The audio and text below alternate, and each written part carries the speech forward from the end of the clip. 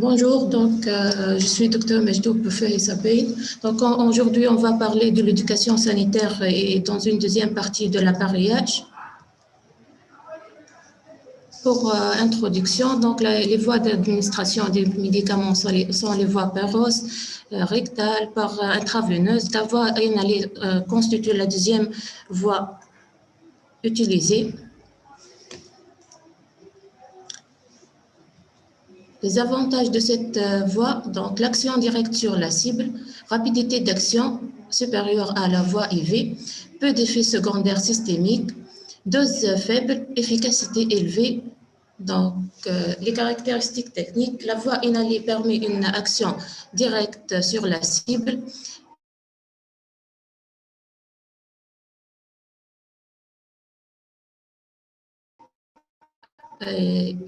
Cette voie opératoire, la taille des particules, le flux aérien de ces facteurs. Donc, le dépôt de traitement favorise l'action du médicament sur la cible.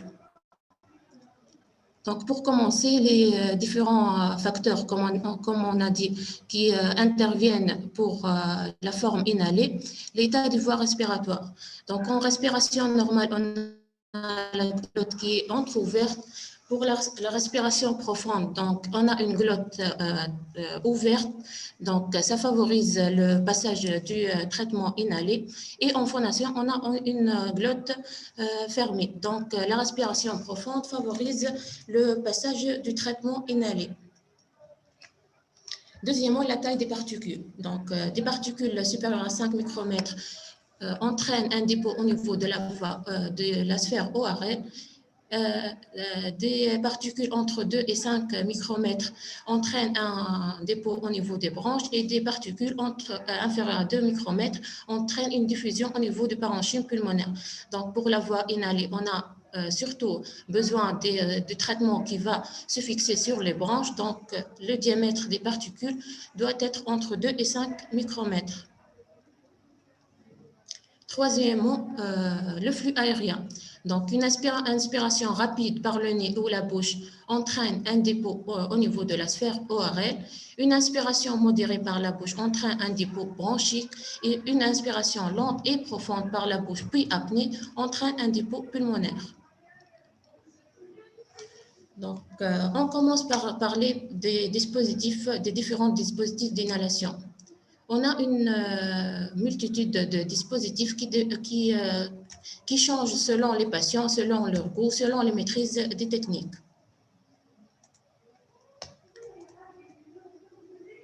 On a trois grands types de dispositifs. Donc, les aérosols doseurs, les inhalateurs de poudre sèche et les nébuliseurs. Donc, les aérosols de doseurs de liquide sont les sprays. Utilisé depuis la moitié du XXe siècle, il demeure le dispositif le plus utilisé.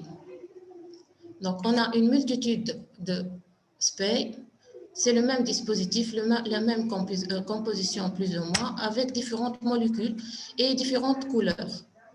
Pour nos patients, on a un codage couleur. Donc, ils te disent, au fil de consultation, il prend la spray verte, la spray rouge, donc un codage couleur. Le schéma du dispositif.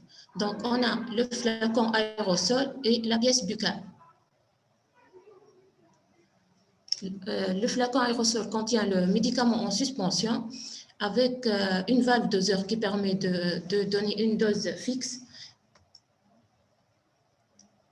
Il est constitué donc d'un médicament en solution avec un gaz propulseur. Donc, il faut agiter le dispositif avant son utilisation pour faire le mélange entre le médicament et le gaz propulseur. Il génère des particules de la taille de 3 à 5 micromètres et délivre une dose fixe avec un système on-off comme on a vu par la valve doseuse. Les avantages des sprays, donc petite taille, donc ils sont portatifs, peut être utilisés rapidement, pas trop cher, prêt à l'emploi, s'affranchit du débit inspiratoire avec une bonne reproductibilité de la dose émise, ressenti de la prise par le patient et adaptation à la chambre d'inhalation. Les inconvénients des sprays, donc on a une nécessité de coordination main-bouche, nécessité d'un gaz propulseur pour mélanger le médicament et un dépôt oropharyngé très important. Donc 10 à 15% seulement atteint les poumons et le reste, malheureusement, dépôt au niveau des voies, de la sphère ORL. Donc, l'autre inconvénient, c'est la délivrance simultanée possible de plusieurs doses. Autre inconvénient, ils sont sensibles à la température, donc une température inférieure à 5 degrés, il est non fonctionnel et à un endroit trop chaud, donc risque d'explosion. Il n'y a pas de compteur doseur pour les sprays et nécessite de vérifier la dose restante, donc un dispositif vide uniquement en secouant le liquide en dedans ou en la faire flotter dans l'eau. Les techniques d'utilisation. Le spray peut être utilisé soit seul, soit avec une chambre d'inhalation. Donc, on commence par secouer le dispositif pour faire le mélange, comme on a dit, entre le médicament et le gaz propulseur. Puis, on met l'embout buccal, on fait une expiration, on met l'embout buccal au niveau de la bouche et on ferme les lèvres. Puis, on fait une inspiration profonde et lente. En même temps, il faut faire une inspiration et faire une pression sur le dispositif pour délivrer la dose. Donc, il faut une synchronisation entre la main et le dispositif pour avoir une dose fixe. Puis, il faut maintenir l'apnée pendant au moins 7 à 10 secondes, puis enlever le dispositif. On ne peut pas faire une autre inhalation qu'après 30 secondes. Donc, les erreurs à éviter en utilisant les sprays, ne pas agiter le flacon, une mauvaise coordination main-bouche, déclencher la dose à la fin de l'inspiration, arrêter l'inspiration après déclenchement, ne pas faire d'apnée après la fin de l'inhalation. Donc, comme on a dit, donc, les sprays peuvent être utilisés avec la chambre d'inhalation. C'est un dispositif d'espacement, un tube creux qui se fixe sur l'embout buccal d'un aérosol doseur. Il est utilisé surtout chez l'enfant. Donc, on a la chambre d'inhalation et le masque adapté à l'âge de l'enfant. La technique de l'utilisation de la chambre d'inhalation, donc on secoue, comme on l'a dit, le spray. Ensuite, on met le spray dans le bout correspondant sur la chambre d'inhalation. Puis, on fait une expiration, on met le bout de la chambre d'inhalation dans la bouche, on ferme hermétiquement les lèvres sur la chambre d'inhalation, puis on fait une pression sur le dispositif et on délivre une dose dans la chambre d'inhalation. On fait une respiration, inspiration, expiration et on compte 5 à 10, puis on fait une apnée et on lève la chambre d'inhalation. Donc, l'avantage, on n'a plus de problème de synchronisation, enfant et surtout pour l'enfant et les sujets âgés. Donc, surtout l'enfant et le sujet âgé, on prescrit avec les sprays une chambre d'inhalation. La chambre d'inhalation améliore le dépôt du médicament, donc elle réduit la vitesse par son tube, sa forme et le tube creux, elle réduit la vitesse des particules, donc diminue le dépôt de pharyngée. Donc, on a moins de complications, moins de laryngite, de dysphonie par dépôt de corticoïdes au niveau de la sphère ORL et augmente le dépôt pulmonaire. Et permet aussi de l'évaporation du gaz propulseur. Donc, on a le traitement seulement qui arrive au niveau des bronches. Donc, deuxièmement, on va parler des inhalateurs de poudre sèche. Les caractéristiques techniques des inhalateurs de poudre sèche, on n'a pas de gaz propulseur pour les inhalateurs de poudre sèche. Donc, les débits inspiratoires déclenchent et dégradent les particules. Donc, la taille subséquente des particules d'aérosol, le lieu de dépôt des particules dépend essentiellement du débit inspiratoire. Parce que le débit inspiratoire, c'est lui qui va déclencher tout le phénomène de ces types de dispositifs d'inhalation. Donc, il est facile à utiliser à partir de l'âge de 6 ans. On a plusieurs systèmes qui existent. Le type de réservoir, donc on a l'unidose avec les capsules ou les multidoses réservoirs ou blisters horizontaux ou verticaux. Plusieurs types sont utilisés. Le discus par le laboratoire GSK comme le surétide. On a donc ce dispositif rond en violet ou en orangé. Le turbu à l'air, c'est le Symbicort. L'aérolyseur, donc plusieurs types existent sur le marché, comme le miflonide, le foradie, l'aéronide. Donc, le brise à l'air, c'est pour les anticholinergiques de longue durée, l'Ambrèse et le Sebri. Le principe donc des inhalateurs de poudre sèche, on a une inspiration à fort débit, donc ça va créer une turbulence au niveau du principe actif et du lactose. Donc, on a le principe actif et le lactose qui passe par on a une dose qui est générée, donc les particules aérolysées arrivent au niveau des branches plus rapidement. Donc, la technique d'inhalation dépend du sous-type des inhalateurs. Elle nécessite un apprentissage. Donc, à chaque consultation, on doit expliquer aux patients comment utiliser ces dispositifs, faire une démonstration et contrôler après le traitement, la prise du traitement. La technique d'inhalation, donc le discus, c'est comme le surétide, donc on a ce dispositif rond. On fait un clic sur la partie pour ouvrir le dispositif. On entend puis un clic, donc ce clic, on a généré une dose fixe au niveau du dispositif, puis on fait une expiration. On met le dispositif, le bout buccal au niveau de la bouche et on ferme hermétiquement les lèvres sur le dispositif. On le met à l'horizontale par rapport à la bouche. Puis on fait une inhalation lente et prolongée. Et on maintient une apnée pendant 10 secondes. Puis, on peut respirer normalement. Après chaque utilisation, il faut faire un rinçage à l'eau de la bouche pour éviter le dépôt des particules au niveau oropharyngé et éviter les effets indésirables. Donc, pour la technique d'inhalation des turbés à l'air, on a ce dispositif.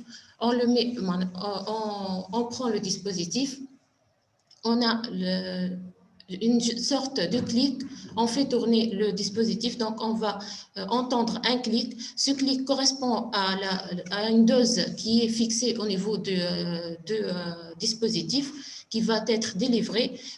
Pour ce traitement, on ne peut pas sentir le goût, donc juste essentiellement, on doit entendre le clic. Si on a le clic en faisant tourner le dispositif, c'est la dose qu'on va inhaler. Donc, on fait une expiration comme tous les dispositifs, puis on met le dispositif à l'horizontale et on fait une inspiration lente et prolongée. Donc, pour ce dispositif, il y a un compteur, donc on peut vérifier qu'on a pris notre dose et vérifier les doses qu'on a encore dans le dispositif. Donc, pour les aérolyseurs, donc, On a ce dispositif, on fait ouvrir le dispositif. On a une petite chambre où on peut mettre, où on va mettre une gélule qui contient le traitement. Donc, on met la gélule dans la place correspondante, puis on ferme le dispositif.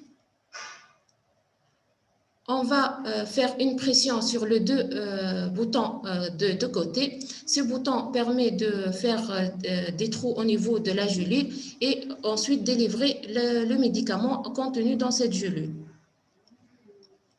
Donc, ensuite, on va faire une expiration avant de prendre le traitement, comme pour tous les types de dispositifs d'inhalation.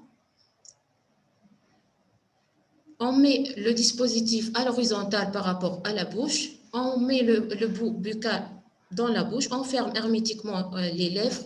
Et puis, on fait une inspiration lente et profonde. Et on maintient une apnée pendant 10 secondes. Puis, on enlève le dispositif. Puis, on ouvre le dispositif. On vérifie que la gélule est vide.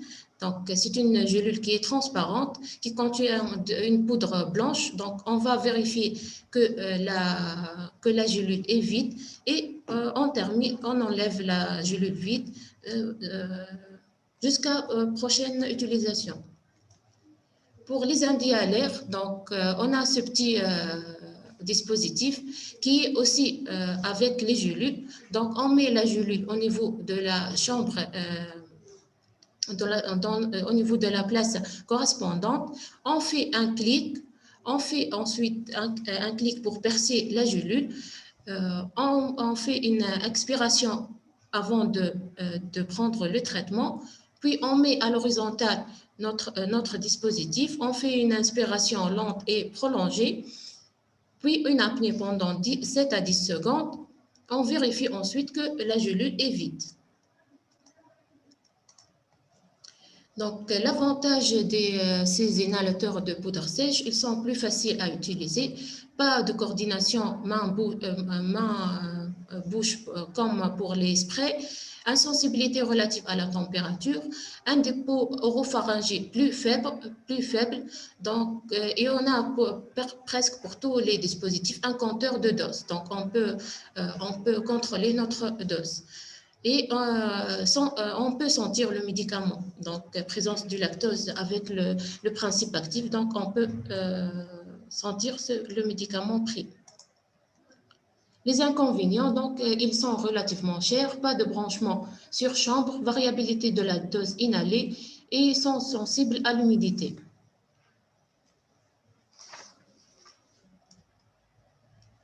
Les autres inconvénients, donc nécessité d'un débit inspiratoire très important.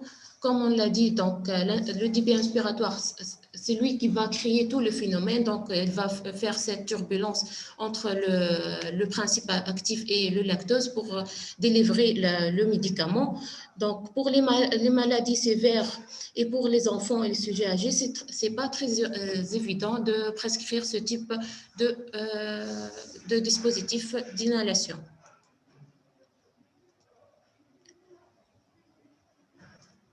Donc, on passe pour le troisième type de dispositif d'inhalation, ce sont les nébuliseurs.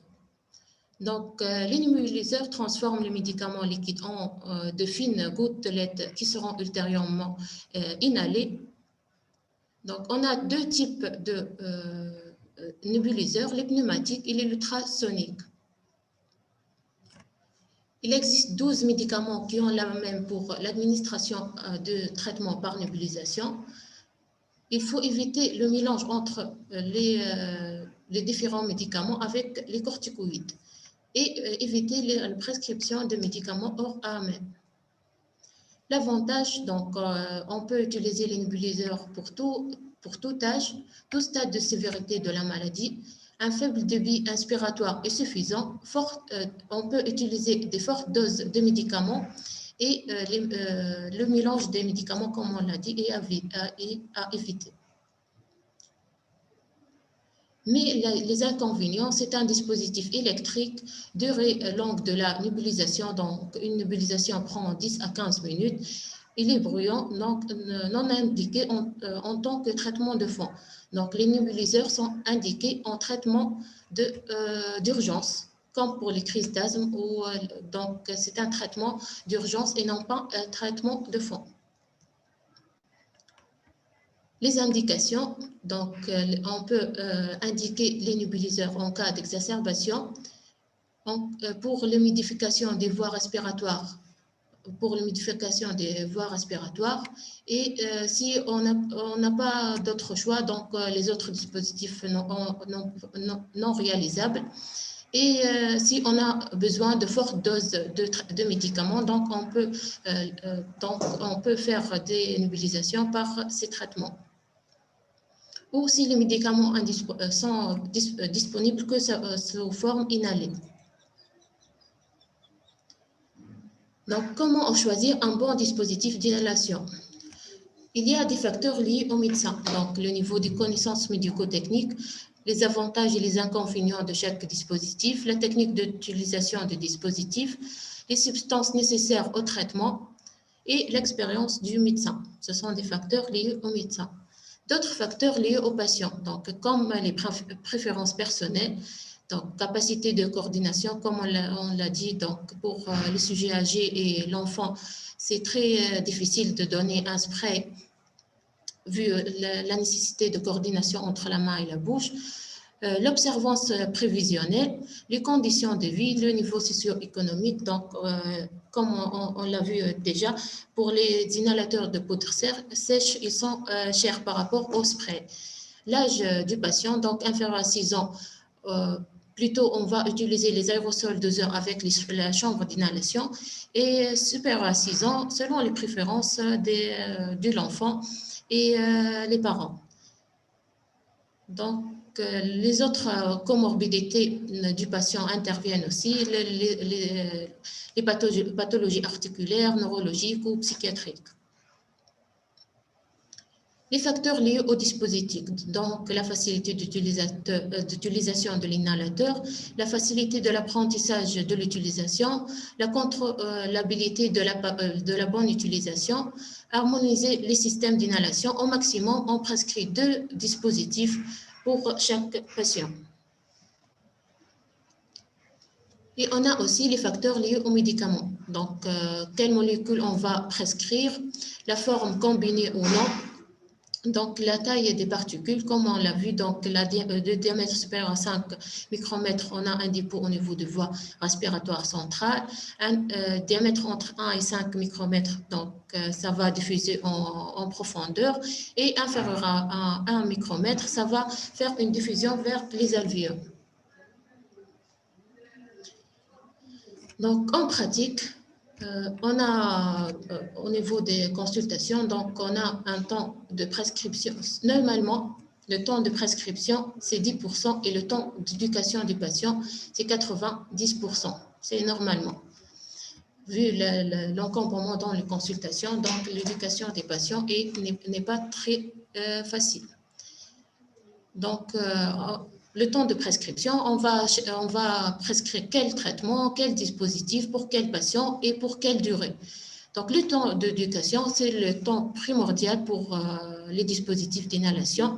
Il faut expliquer au patient la technique, lui montrer, faire une démonstration devant lui, donc lui montrer comment utiliser le dispositif et à chaque consultation, contrôler l'utilisation de dispositifs par le patient. Donc, on passe à la deuxième partie, donc l'appareillage. On commence par la ventilation non invasive. Donc, on a différents types de ventilation. On a le sujet normal, on est en ventilation spontanée, une ventilation invasive, donc un malade qui est intubé, ventilé, donc il ne respire plus spontanément, donc on intube le patient et c'est une ventilation invasive. La ventilation non invasive, le patient il peut encore respirer, mais il a des difficultés. Donc, on va lui donner une aide. Pour la ventilation non invasive, donc, on a le masque, l'interface qui est le masque, on a le masque nasal, le masque nasobuccal ou le masque nasal avec qui doit être très hermétiquement collé au visage du patient pour limiter les fuites. Donc, on a l'appareil de ventilation, on a la corde d'entrée et la corde de sortie et le masque facial. À quoi ressemble la VNI? C'est un petit dispositif. Donc, on a de différents types.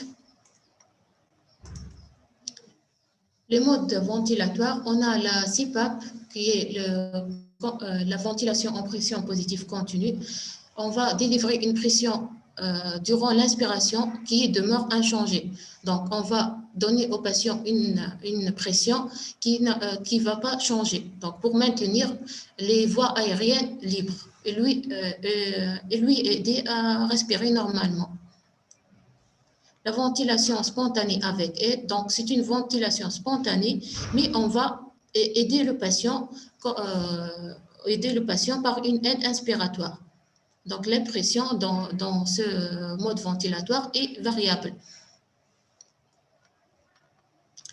Les indications de la ventilation non invasive, donc l'œdème aigu du poumon cardiogénique, la décompensation de bronchopneumopathie chronique obstructive, l'insuffisance respiratoire aiguë hypercapnique non épuisée. Donc, on ne met pas une ventilation non invasive pour un patient qui est non conscient. Le patient doit être coopérant pour aider et pour synchroniser sa respiration avec la VNI pour avoir une meilleure efficacité. Donc, on ne prescrit pas une VNI pour un patient qui est comateux. L'hypoventilation alvéolaire de l'obèse, donc le syndrome obésité-hypoventilation. Chez ces patients, on a une hypercapnie souvent, donc on prescrit une CPAP pour maintenir les voies aériennes supérieures dégagées vu l'obésité. Donc, le syndrome d'apnée-hypopnée du sommeil est en relais d'une ventilation mécanique. Donc, pour un patient qui était intubé, quand on va extuber le patient, donc on le met ensuite sous VNI. Donc, les principales indications, c'est le syndrome d'apnée obstructif du sommeil. Donc, pour le syndrome apnée obstructif du sommeil, on a lors du sommeil une obstruction des voies aériennes supérieures par différents phénomènes. Donc, ça altère le flux aérien normal. Chez ces patients, on prescrit une ventilation à pression continue pour maintenir les voies aériennes supérieures libres.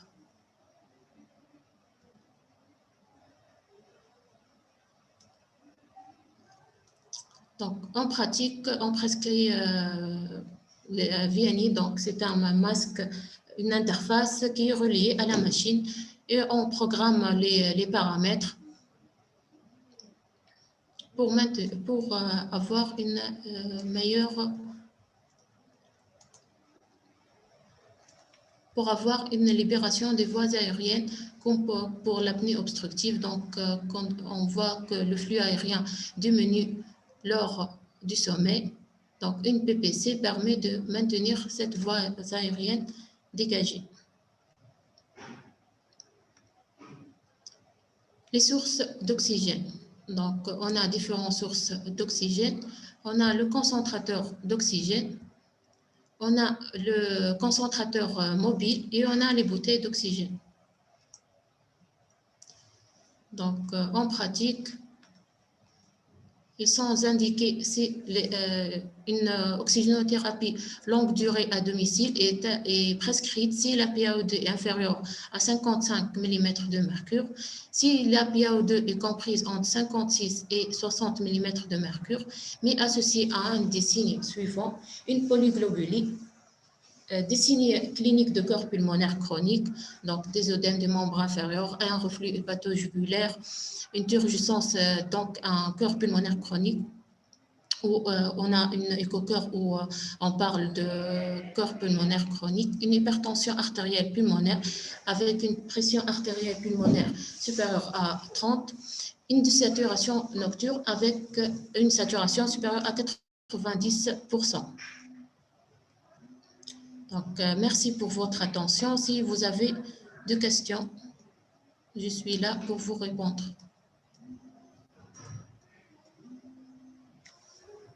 Docteur, Oui, quelle est la différence entre intubé et ventilé? intubé, les deux patients intubés, ventilés dans tous les cas, on parle d'une ventilation, on va aider le patient pour ventiler, pour respirer normalement. Donc, l'intubation, on va faire une intubation, donc on va mettre une sonde d'intubation et on va prendre le relais sur le patient. Donc, le patient ne respire plus spontanément. Alors que la ventilation non invasive, le patient respire spontanément, mais il a des difficultés, une hypercapnie ou il est épuisé. Donc, on va l'aider. Est-ce que c'est clair? Oui, C'est la sonde, c'est un patient intubé, c'est un patient comateux, donc il est admis en réa. On va l'intuber, on va mettre une sonde d'intubation et on va prendre le relais sur le patient avec une machine qu'on va régler tous les paramètres. Donc le patient n'est plus en ventilation spontanée.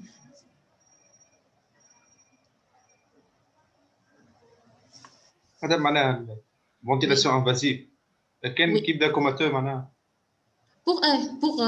Pour les ventilations invasives, on a, si le patient est comateux, on a une détresse respiratoire grave, patient épuisé, patient en pré-arrêt, un arrêt cardiaque, le coma neurologique. Donc, c'est معناها ça. حتى يبدا كونسيون برياري نجمو نعطيوه ventilation invasive. Si, non? يبدا برياري معناها باش يعمل arrêt cardiaque نعطيوه ventilation invasive. Patient intubé, un patient grave qui va être admis en réanimation. C'est ça la ventilation invasive. جوست سالتك خاطر مرة فاتت في الكارديو برياري عملنا له ventilation invasive علاش؟ Ventilation invasive, c'est l'intubation. Le patient va être intubé. فهمتك. Intubé, le patient. معناها سون C'est ça la ventilation. Hein? على خاطر معناها il ne respire pas spontanément معناها Oui, يتبع oui, هكذا. oui, oui. هكذا. Il n'est plus en respiration spontanée. Oui, merci.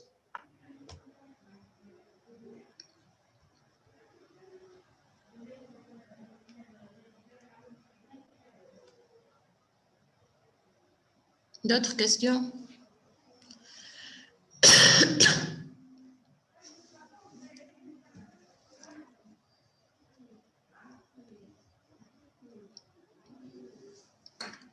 Est-ce que vous avez d'autres questions?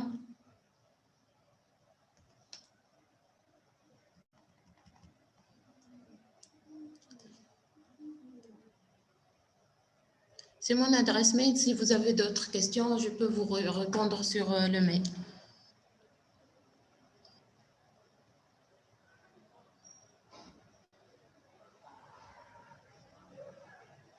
C'est bon?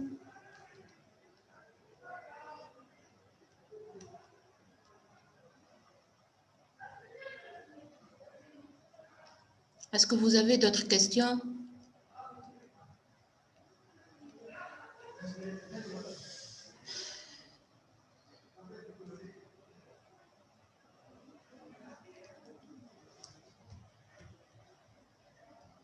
Non, merci, madame. Merci.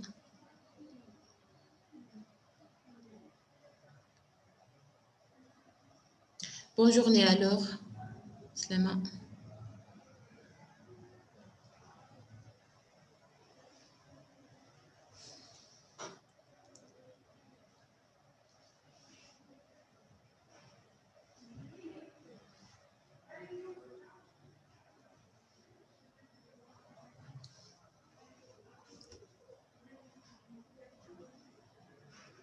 الو صباح الخير شنو لاباسه لا وين عندي كور في الفاكولتي لا ما ا ديستانس ما نلقاو ا ديستانس هكا وي